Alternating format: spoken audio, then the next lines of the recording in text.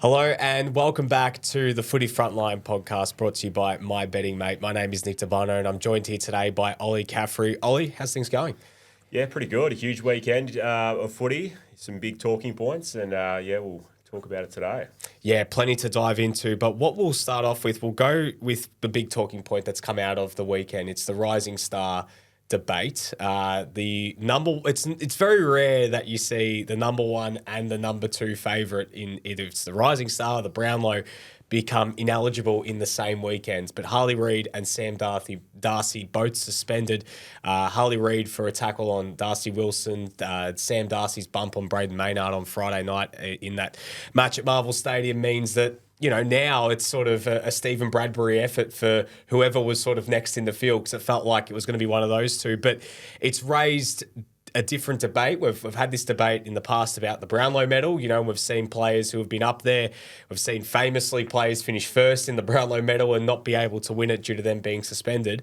But now the Rising Star, I mean, what's your take on this? Do you think that, you know, there needs to be some sort of change? The AFL have said it's sticking put, it's staying with exactly the way it is. But what are your thoughts on all this? It hasn't happened for so long that two clear-cut Rising Star contenders have been ineligible because they've been suspended. It's just been so long. I think maybe Dustin Martin in his debut year, he was suspended and couldn't win the Rising Star. And yeah, you go back to the 90s, it happened quite a few times. But yeah, it's been a long time. So when it got raised on Saturday after Harley Reid and Sam Darcy were looking at suspensions, I was like, is that actually correct? Are we talking about the same thing here? But yeah, that is the rules, and the AFL has no intention of changing it. So yeah, it's a tough one because you go to Harley Reid tackle and that probably 5 years ago isn't even a suspension at all, even 3 years ago. So yeah, it's a really tough one. It was in 2024, that is just a straight down the line suspension. They went to the tribunal to try and argue it down, but yeah, they had no hope. It looked nasty straight away. And then you go to Sam Darcy as well, and that was obviously going to be suspension immediately when he did that. Collingwood players remonstrated with him, went into the back of Braden Maynard, and yeah, but he was so impressive to bounce back from the attention he got from the Collingwood players, the crowd. He got a bit of a bake from Luke Beveridge when he came off. He gave away a couple of stupid free kicks, 50-metre penalties. So to bounce back and perform the way he did, he's definitely going to be a star of the future. He's just come along in leaps and bounds this year. He had a couple of health issues, some injuries in his first couple of seasons, but yeah, you can see why he was rated so highly now. He's like one of the key linchpins in that Bulldogs forward line, and they're going to really miss him for the next couple of weeks because he's just been outstanding. But yeah, I don't think the AFL should rush into any sort of big changes here to change eligibility. It probably should have been made a bit clear early on because, yeah, I report on the game day to day and I didn't even know this was a thing. So, yeah, everyone will be aware now that, yeah, if you are up for Rising Star, you can't be suspended at all. So, yeah, bad luck for Harley Reid West Coast and the Western Australian. They're going to be in mourning at the Western Australian. He's going to miss 2 games and there's a bye in there as well. So 3 weeks of no Harley Reid for the Western Australian. What are they going to do? I'm sure they'll still fill out the back pages. They'll still have enough content to keep them going. We still dominated the back page on Monday morning, even though Fremantle won by almost 100 points on Sunday. So it goes I called to show. it again. Yeah, I said to a couple of mates, I'm just like, yeah, Freo are going to win by 100 plus points here. No, won by 90 odd in the end. But yeah, Harley Reid will still be the big talking point of the weekend in Western Australia. And yeah, he was plastered all over it. And just a little tiny square in the corner there from Freo's just amazing victory in Alice Springs. Well, I mean, it now raises the question of who wins the Rising Star. I mean, like now everyone's sort of scampering around to be like, okay, 1 and 2 are out. Who's number 3? You know, there's Ollie Dempsey, I guess. You know, there's Colby McKercher. You know, Darcy Wilson, of course, had a really nice start to the year, but it opens up the door for the second half of the year that really someone could just come from nowhere, get nominated in the last few weeks and potentially win it. Yeah, it's really going to be awkward on Rising Star when they announce it. I think I can't remember exactly when they announce it these days. It might just be the AFL awards with the All Australian and that sort of thing. But yeah, it's going to be super awkward because everyone knows Harley Reid has been the most exciting. He's just going to be a star of the competition for the next 15 years. So, yeah, obviously it was his to win, and Sam Darcy has put in some incredible performances over the last 6 weeks or so, and, yeah, he's really put his name into contention. But, yeah, we've seen some weird ones throughout the years, and you go back and in hindsight, you're just like, how the hell did they come to that decision? 2014, Lewis Taylor from the Brisbane Lions. He had a great first season, but was overlooked for Marcus Bontempelli. Marcus Bontempelli was overlooked for Louis Taylor. Louis Taylor won it. Marcus Bontempelli didn't win it. And we know what sort of career the Bont has had. And Louis Taylor's not even playing in the AFL anymore. He was delisted a couple of years ago. So, yeah, they made some interesting calls over the years. And, like, the first season isn't always an indicator of what sort of career they'll have. But, yeah, like the names you mentioned, probably throw up Kyle Oman from the Lions. He kicked 5 goals a few weeks ago and really is coming along pretty nicely as well. So it's completely wide open now. Darcy Wilson's impressed, but there's going to be no one that goes close to those two guys that are going to miss out. It's quite incredible. I mean, it's to have 1 and 2. Even when it comes to the Brownlow medal, you very rarely see 1 and 2 get rubbed out. Maybe it's 1 or maybe it's 2, but never it's the number 1 favourite and number 2 favourite. In less than 24 hours too. Friday night, Darcy, and then Saturday afternoon, it was Harley Reid. So incredible. Yeah, absolutely incredible to think that could happen in the space of 24 hours. But we mentioned that Fremantle win a little bit earlier, and they shocked Melbourne in Alice Springs on Sunday. It was a 94-point win over the D's. I mean, there's been a lot of talk about Fremantle, where they sort of sit in the pecking order of the sides battling for finals this year. They've been talking about Melbourne as a flag contender, but God, this has swung the pendulum just incredibly with this performance. Freo just obliterating Melbourne. I mean, how do we assess these two teams coming out of that? Because this season just continues to throw curveballs. It was extraordinary to watch. I viewed most of that game just off TV. Melbourne scored the first 2 goals of the game, and then it was just all Fremantle from there. The Demons could not get their hands on the footy. They were absolutely smashed out of the centre. Their midfield just didn't look like it. You just thought, is there some sort of virus or bug going through the Melbourne camp? Because they just looked lethargic. They just didn't want to chase. They were always second to the ball. Freo, who are not traditionally an attacking team, just piled on the goals and it just didn't stop. You thought, okay, they've had a good quarter here. Melbourne might plug the gaps a bit here and, it won't be a complete blowout. But 94 points, Fremantle's biggest score under Justin Longmuir. It was just extraordinary to watch, and just performances across the ground from the Dockers. They looked really impressive. I thought at the start of the year, they had a bad year last year, obviously, but then midfield, it stacks up with some of the best. You got the 2 ruckmen there. There's been a bit of debate on if that actually works or not, but you got Sarong, you got Brayshaw, you still got Fife around the ball as well. So they are a really imposing midfield unit, especially when they're up and going. So, but with Melbourne, the fallout has been significant. Legends have just come out swinging. Paul Roos, Gary Lyon, they have not been spared this week. It's been a brutal assessment of that performance, and so it should have been. No one saw that coming. It was just not acceptable for a premiership contender.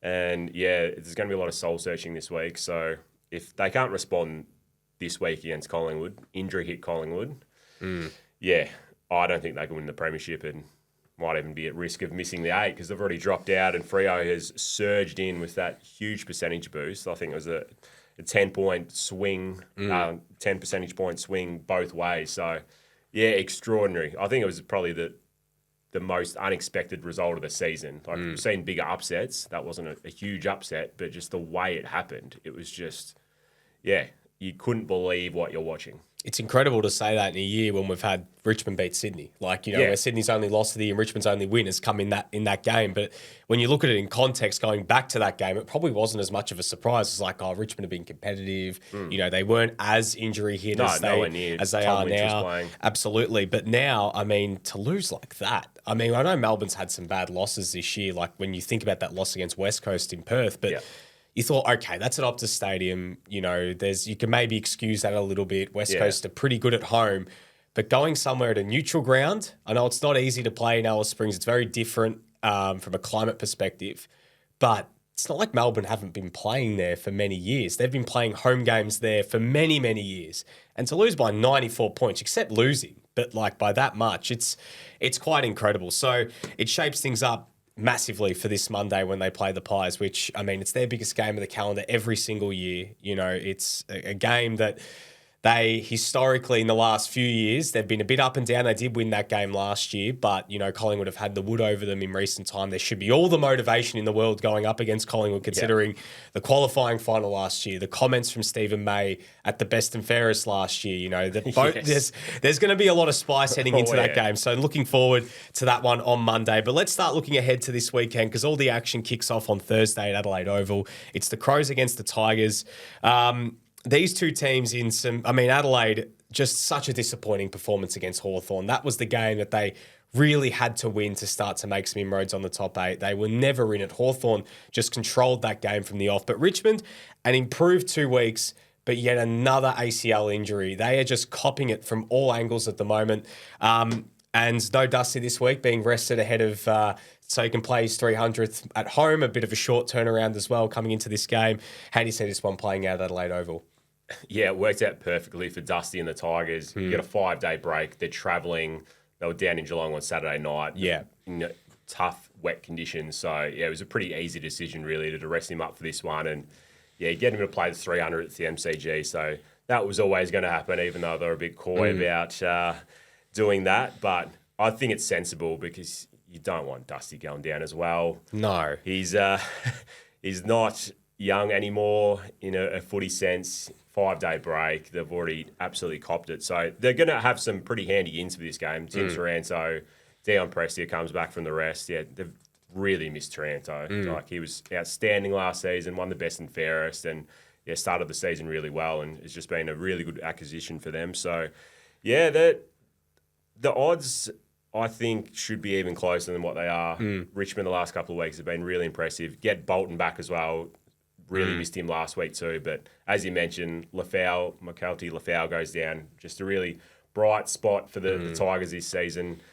Rugby league convert, mature age recruit, comes in, was really impressive up forward, gave them a presence, and did his ACL late in that game against Geelong. So that's a massive blow. But Richmond, they're going to actually push Adelaide, I believe, in this game. The Crows, their season, I think, is shot now. They went down there to the MCG. They have the terrible record at the MCG. Haven't won there since 2017. And like you said, Hawthorn would just very impressive, dismantled them and didn't really fire a shot, the Crows, until late on. The scoreline flattered them. So it probably should have been a 50, 60-point win to the Hawks in the end. So, but I think back at home, the Crows should get it done. But, not the best Thursday night game to kick off the round, must say. But I think the Crows by about 24 points. This is probably the epitome of the for the people who are really in on the floating fixture idea and having a floating fixture as much as possible. This is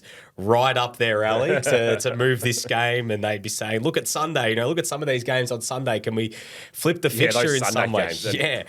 Even just moving Sydney Geelong or even Hawthorn GWS, one of those games. But anyways, I think the Crows win this one at home. I think they'll bounce back. They really have to. I know their season is all but shot.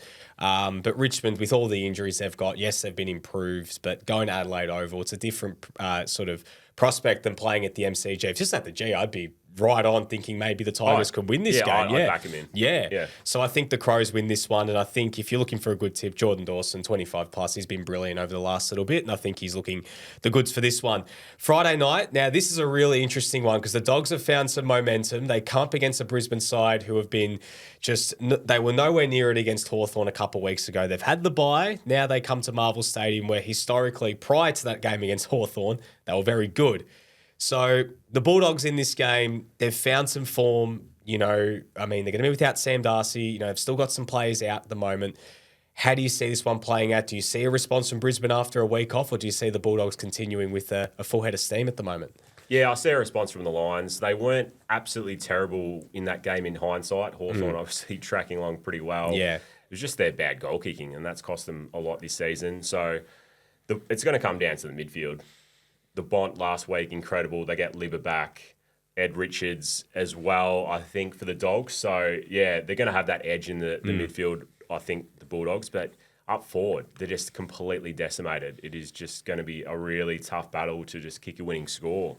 You've got Sam Darcy out. You've got Jamara still there, but... No Aaron Norton. No Cody Waitman still. So Riley West was able to get off at the tribunal, so he's been a really important cog for them up forward. But, yeah, I think it's just going to be a bit of a battle for them to kick a winning score. So they might have to keep it tight in this one. And we all know their defence is a bit shaky at times. So, yeah, some of those lines forwards, Charlie Cameron, he's definitely due. So I think the Bulldogs will get it done just, maybe by about a goal. But, yeah, I think it'll come down to the wire and the Bulldogs might keep their season going back on the right track. And, yeah, I think the Bont is going to have another big game. I think Brisbane win this one. I think as much as it was a good win for the Bulldogs last week, and I don't want to, sound like a salty Collingwood supporter in this sense, but Collingwood had enough chances early to blow the game out. Did. And considering all the injuries that they have and were able to keep that game competitive, I think is, when you look at it, talking about hindsight, like that was an impressive performance in of itself when you look at the forward line they had out there on the day. And it really took some massive individual efforts, but also late in the game, their midfield kind of got a bit of a control of Collingwood's, and they were able to come away with the win. But I think Brisbane, with a week off, a chance for them to really, they should have already drawn a number of lines in the sands in this season, given how it's been. But I think this is it. Like, if they don't start to, make some inroads now, then they got no hope. And I think that they come in on Friday night and they beat the Bulldogs. You talk about not being able to kick a winning score. I think that's going to work against the Bulldogs. So I think Brisbane looking the goods for this one. And I think Charlie Cameron, as you said, looking good for multiple goals. He's due for a really big game. He's definitely due. And I get a feeling after a week off, he's going to be motivated. So I think the Lions come away with a win at Marvel Stadium. Saturday afternoon. Now, I reckon if we spoke about this game maybe 6 or 7 weeks ago, it would be... We're looking at a demolition job in Launceston, but suddenly now this looks like it could be a sneaky game of the round. Hawthorn against GWS in Launceston. The Hawks have been red hot. I mean, they win that game against Port Adelaide a couple of weeks ago. They're knocking on the door of the top 8. We're not talking about them as a bottom 4 team anymore. We're talking about as a potential sneaky to play finals against the GWS team, who have been a bit haphazard. They got a big win before the bye. They come into this game with a bit of momentum after having a week off. How do you see this one playing? Because this look like a really, really nice contest. Oh, absolutely. They're dangerous, Hawthorn, especially at home. They're down in Launceston. They play that ground super well. So whether it's Marvel Stadium, they've had some good results there, the MCG, or in Launceston, they are very dangerous. The Giants are going to be going down there super cautious because, like you said, should have won that Port Adelaide game. Might have won that game against Collingwood early in the year at the Adelaide Oval, so they would be in the top 8, and they're already getting spoken about as a sneaky top 8 chance in some circles. So, just they play really honest brand of footy. They're just always having a crack. Start of the season slow, but they are just gathering full steam and just getting the best out of their whole team. There are no passengers at the moment, and I'm tempted to tip the Hawks in this one because, the Giants have been up and down. They had that great win against Geelong in Geelong a couple of weeks ago before the bye, but before that, they were looking really disappointing. That game against the Bulldogs at home, they just looked absolutely nowhere. So, they're a bit hard to read at the moment, the Giants. They started the season so well. They just looked really commanding, premiership favourites early, but, dropped away a bit. So, I'm going to go with the Hawks in this one by a goal down there. This is a flip of a coin. Really it's a tough one because, down in Launceston certainly gives Hawthorn the ascendancy. But GWS don't play Launceston too badly. They won a final there a few years ago against Sydney when, we had the COVID years. Best to put those in the back of the mind. Forget about those. Toby Green umpire game. Yes. I think the Giants get up in this one. I think as much as Hawthorn have been good, I think, again, with a week off, I think GWS getting that win in Geelong, it's galvanised them a little bit. I think they're going to have, coming into this game, they won't be fearful of it. I think they'll start to find some form going into the second half of the year. And I think they just get up, though. This is going to be, I wouldn't even be surprised, putting this on the line as if this could be a draw. All honesty, we've seen enough draws this year. We probably have to start talking about the draw as an option. But I think GWS just get over the line. Toby Green's been in some great form. I think he gets multiple goals in this game as well. Well, great form in that game against Geelong. He bounced back, but I think he carries that form in and comes away with a big performance down in Launceston. Over at Optus Stadium, West Coast versus North Melbourne. Now, this is the game of the round right here. The winless Kangas coming off the bye, taking on a Harley Reid less West Coast Eagles. They've got their own injury concerns at the moment as well because they might get Jake Waterman back this week after he missed last week. But right now, I mean, if there's any chance, I know it's over at Optus Stadium and West Coast were quite gallant against St Kilda. This could be the one for North Melbourne after a week off. Is this it? Is this the week that the Kangas finally get off the mark? Oh, they just haven't been close. So, if they'd been putting in consistent performances and the effort has been there and they'd been getting close to teams, I'd probably tip them. But, they've just been nowhere near it. So, even though Harley Reid's not there, Jake Waterman potentially not there either. He was a late out against St Kilda, and that obviously cost them dearly. Big time. He's been sensational. So, they're going to go across there with a lot of belief that they can get the job done, and this is obviously their golden opportunity to break the drought. But I just can't see it happening. They just haven't shown enough to make me want to tip them. The Eagles, obviously have their injury concerns, but, I think just at home, the crowd might get them over the line. Look, having been at Optus Stadium for the first time last week and seeing Harley Mania firsthand, seeing the excitement around them at the moment, it is quite incredible that a 3-win team has this much excitement. You're walking through Perth and, that just buzz around them going into the game. But I think they'd be quite disappointed they didn't win that game against St Kilda because they were up at 3/4 time. They looked like it felt like going into the last quarter, they're just going to will themselves over the line, even if, Harley had that, incident in the third quarter. But it was I wouldn't say a disappointing fate. I think just St Kilda's sort of top-end players were able to just, will them over the line. And West Coast, McGovern was great. Barras was great all game. But I think their lack of forward options is going to hurt them. Yeah. But then conversely, North Melbourne, who's going to kick them? Is Nick Larkey going to find some form this week? I think West Coast just get it done. Liam Ryan, talking about options, he did find some form last week. He kicked 3 goals. I think West Coast do just enough to win this game, but it's not going to be pretty. It's not going to be a game. We're going to be rushing back to watch the replay. But I think the Eagles come away. Watching it Saturday, though, just the intrigue factor of it. I think if it's tight in the last quarter, everyone's going to be just sort of gathering around the TV to get an eye on what's going on. So I think the Eagles get the job done. I think that Liam Ryan for multiple goals in this game as well. Saturday night, another blockbuster at Marvel Stadium. St Kilda against the Suns. The Saints had to win last week. They got the job done. It was impressive enough in the way they were able to just go somewhere it's not an easy place to go and win in Perth. They got the job done. Gold Coast getting a win against Essendon was a really impressive performance, but their woes away from home and going to be put on the line here because they really have to win this game. There's a lot of pressure on the Suns if they want to really stamp their finals credentials this year. How do you see this one playing out? Yeah, Gold Coast simply have to win. There are no excuses at all. They haven't won a game on the road this season. Damien Hardwick, straight after the game on Sunday night, put it on them and just said, we're great at home, but we need to start winning games away, and was already looking forward, even though that was one of the gutsiest wins in Suns history, to just... They showed resilience that they haven't really shown before in their history. They would challenge. Essendon looked like they're going to run over the top of them. But the Suns just found a way to get the result, and a really crucial win just to keep their home winning streak going. So, but they've just been pretty horrible on the road. So it is going to be a grind, this one. Ross Lyon is going to make them earn it. Their midfield is superb, Gold Coast. So I think that will get the job done. Just Noah Anderson, Matt Rao, Tuke Miller, they're all sensational against the Bombers, as they have been for most of the year. So I think that's going to give them the edge against St Kilda, and it should be enough to kick a winning score and get through the Ross wall. Oh, it's a tough one because I still don't trust Gold Coast away from home. But I mean, what are we going to get from St Kilda? St Kilda being one of the most untrustworthy teams full stop this year. I mean, they've been so hit and miss, more miss than hit.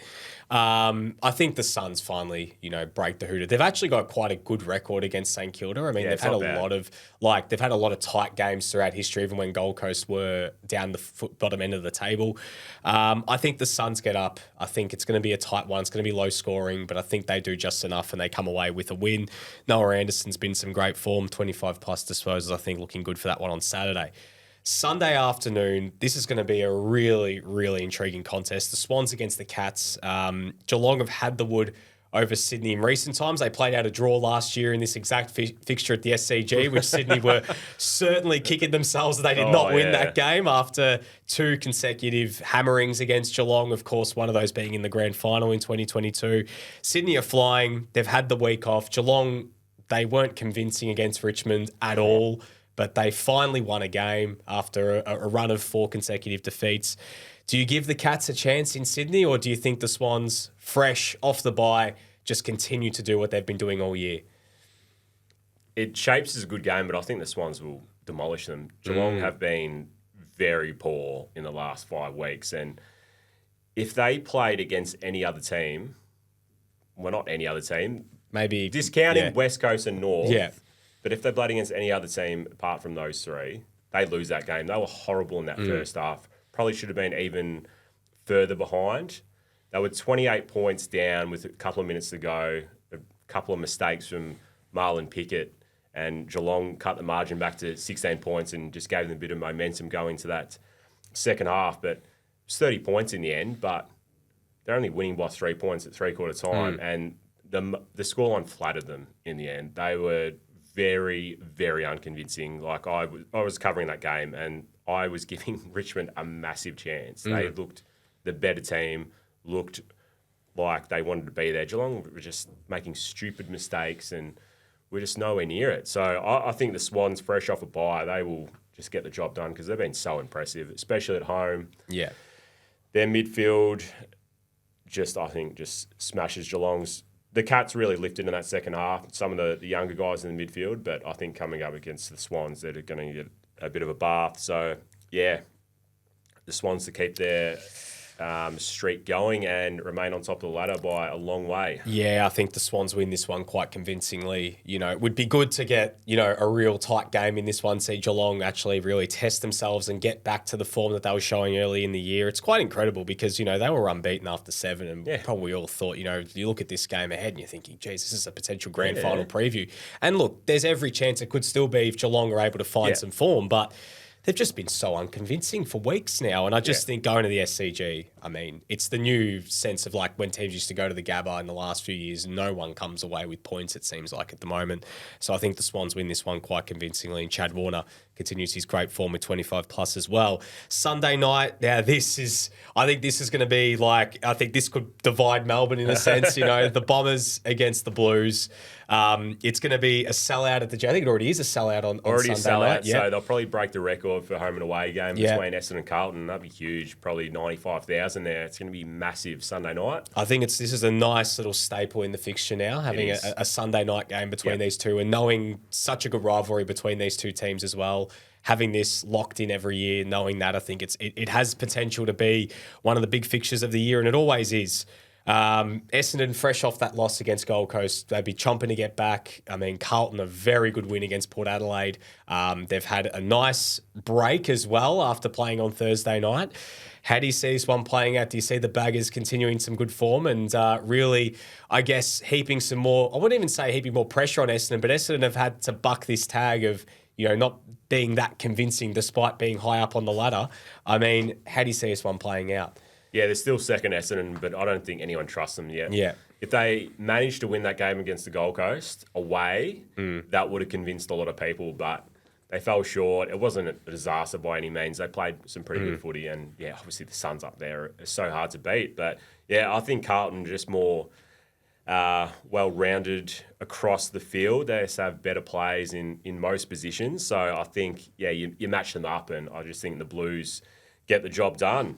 And we're going to finally see the Mackay twins going up against each other. They probably will play on each other for certain periods. Obviously, Harry as the forward and Ben as the defender. It's just incredible. Their 9th season in the AFL, and it has never happened.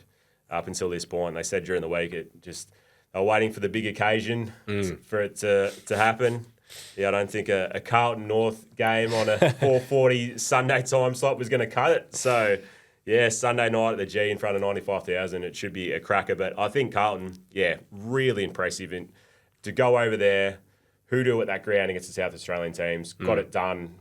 Brilliant last quarter, just dominated out of the middle. Patrick Cripps, Sam Walsh, they are just such a good midfield duo. Arguably the best in the competition at the moment, and I think the Blues by about 3 goals. I think, talking about the Mackay matchup, I won't be convinced we're going to see it until I actually see them two lining up against each other, because I think all the conspiracy theorists, tinfoil hat wearers will be thinking, okay, there could still be a late change. There could be some shenanigans in the warm-up. Will we ever see them in the same place? But I do think that the Blues win this game.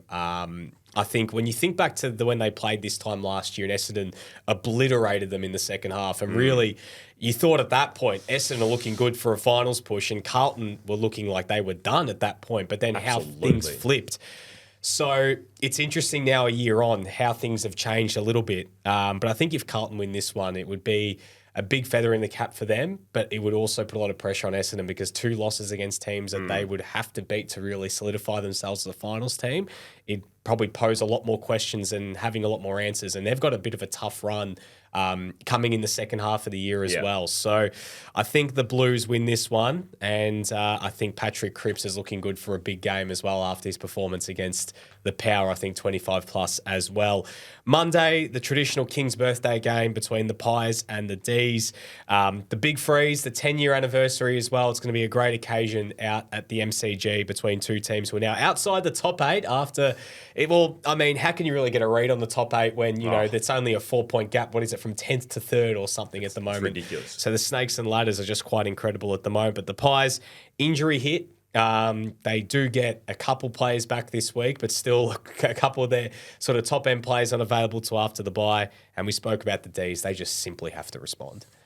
Yeah, they have to respond. They couldn't have been any worse, as we spoke about earlier, against Freo. So, yeah, if they don't get a response, then that is a massive concern for Simon Goodwin and the coaching team. But I just think Collingwood, they just always have a crack, even though they've brought in some of these younger players. They don't have the established premiership stars in there. They're just filling the roles. And I don't think anyone expected them to go close to beating the Bulldogs, considering all the injuries they had. The Bulldogs had a lot of injuries as well, as we spoke about earlier too. But yeah, I think you just trust Collingwood more. Like, any team they put out in the park, they're going to have a crack. And with Melbourne, yeah, you haven't been able to say that in the last 3 or 4 years, but this season they've just been so inconsistent. And without Jake Lever there, he's just left a huge hole in defence. And Stephen May just doesn't look the same player anymore in defence. So what has been their strength traditionally, yeah, you can see 22 goals last week, and they're just looking brittle in defence, and it's just really interesting to watch. But yeah, you go up the other end of the ground for Collingwood, and yeah, there's a few holes to fill for the Pies, so it's a toss of the coin. But I think Collingwood, just because they're more trustworthy and they've just drowned out performances. Draw against Freo, and that looks really good in hindsight now to draw against Freo at Optus Stadium. So I think the Pies, just because of that. Yeah, I agree. I think Collingwood will win this game. I think it's just my only concern is still around the forward line, because last week it was just a mix of, they had Billy Frampton and Oleg Markov playing forward. Ash Johnson got another opportunity. Yeah. He wasn't able to really stamp his claim. I mean, Reef McInnes and Will Hoskin-Elliott helps that out a bit coming back this week, but I think still they do enough because they're still the players that are in that are playing well at the moment. Like, when you see how well Nick Dacos is playing right now, like, was it 16 clearances against the Bulldogs? I mean, he almost willed them over the line by himself. I think the Pies do enough and win this game in another tight one. No surprise, it's always a tight one when Collingwood's playing. But I think the Pies get up and beat Melbourne in what I think is going to be a really, really fascinating contest. So looking forward to diving into all that next week. But again, Ollie, thank you very much for joining me here on Footy Frontline. Thanks, Nick. See you next week.